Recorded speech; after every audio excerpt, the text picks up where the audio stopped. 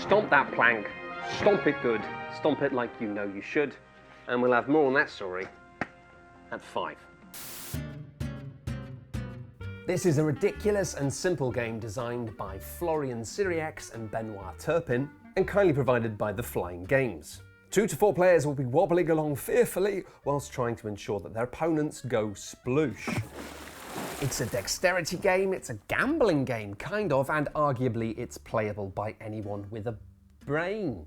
5+ is the age rating here, and that plus is doing an awful lot of heavy lifting. Now, obviously, this is designed primarily for children and families, but I unironically adore this game, and I think if you play it with fellow adults after you've had 1 or 2 alcoholic drinks or particularly sugary snacks, you're gonna have a pretty strong whale of a time. Whales, the sea, ocean, it's a pun.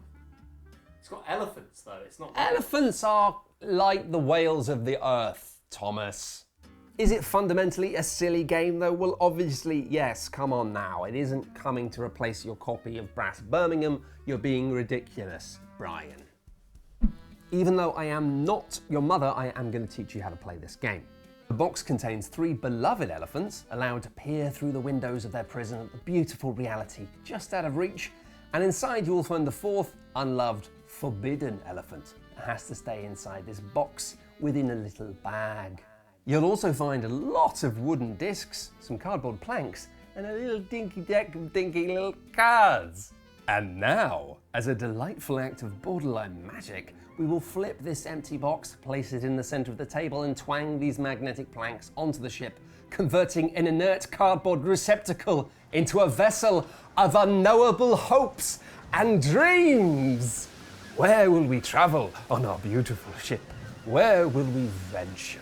Well, we're not going anywhere, because these elephants have presumably broken some sort of maritime law that has caused them to be sentenced to big salty drink. After meticulously tweaking the positions of the planks to ensure a setup that is mathematically Olympically fair, each player places their pyre elephants onto the end of the plank that is safely on the edge of the ship. We then just take it in turns to draw cards from this deck. There are 7 types of card, and you only need to draw 6 cards to win the game. That's right, on your very first go of your very first game, you can win the game. You did it! You won the game! Though there be a catch. That was more West Country than pirate, but I'm keeping it. If at any point on your turn you draw a matching card to one that already is in front of you on this track, then you gotta walk the plank. Move your elephant 1 space forward, closer to wobbly doom. Should you be sensible and stop earlier in the process? Well, these icons underneath each step of potential card flipping peril show you how many wooden discs every other player will need to add to their plank in the event that you stop flipping. And that's the whole game. You push your luck with cards, you mitigate your bad luck with a little bit of dexterity, and you can set up the game and teach it in under a minute. Only the hardest and coldest hearts will be able to resist Stomp the Plank's pure charisma.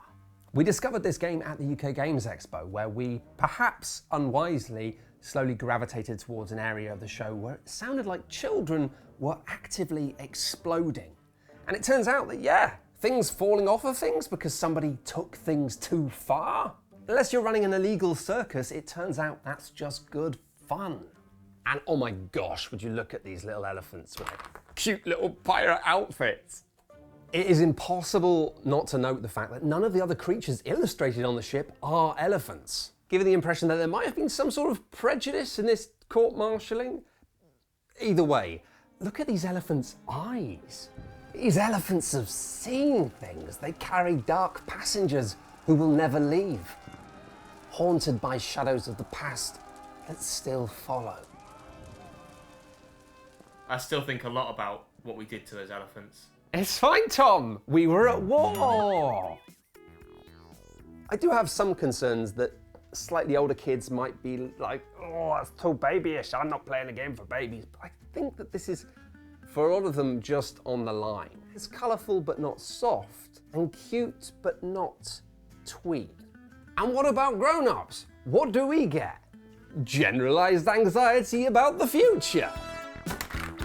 But what can this game offer if you're an adult? Well, there's just enough of a sense of mathematical probability in terms of the deck that you're going through that you could technically count cards if you were that sort of person. But the cold, hard nope wall of the fact that you don't have to just match 3 things and then you're done. No, only 2 means that this isn't so much an engine for hubris as it is an industrial revolution. And yet, within this visibly just stupid little game, there's still the sensation of choice. Perhaps players keep going bust after just 2 cards again and again and again, in a way which seems very unlikely but is definitely happening. Well, you could just stop after 1 card. Being 100% safe could be a sensible move if everybody else is moving along the plank and you just stay still. Sensible. Are you going to do that? Nah, you're never going to do that. Because if you get 6 cards in a row, you win the game. But if the front half of this game wasn't propped up by this wobbly rear end... It's a family show! Then I don't know how well it would hold up. It wouldn't. Honestly, it would then be described in that horribly condescending way as being a game for kids. At a point at which our minds are still open to infinite possibilities, still hungry for new experiences and ideas. Surely that's the worst time to be presented with a conveyor belt of uninventive drivel. Now, if anything, actually, we should be flipping this thing. So, you know, it's a bit trite and dull and uninventive, but you know, it's just for grown-ups. And thankfully, even adults will be able to find some joy here, because even though the card flipping is basically it's all propped up with this finger touchy slidey dexterity fun. Ooh, look at that technique. Daddy is going to the Elephant Olympics.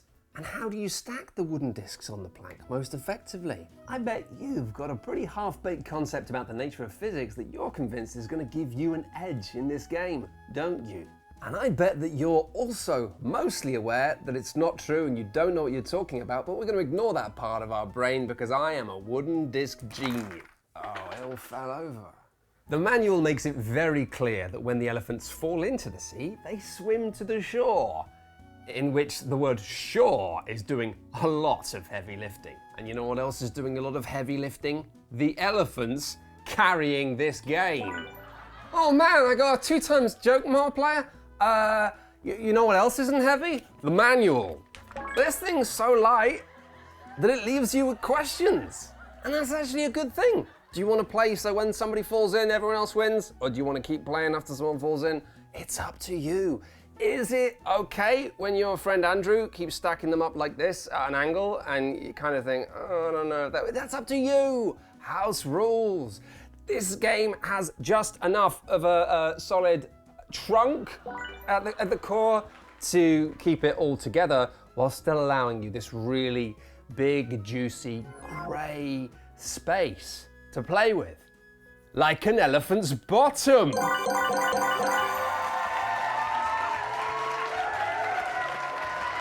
It's important to never forget your wedding anniversary, because I do that a lot and I'm worried that one day my wife will leave me. Wait, was that one meant to be a joke? It's fine, Tom. It's for kids. And that's it. That's the whole review. I love the game. I think you should buy it. If you don't want to buy it though, that's fine. You're allowed to make your own decisions. You can check out Ice Team. It's made by the same people, and if you like cute elephants, what about cute polar bears with scarves doing a race?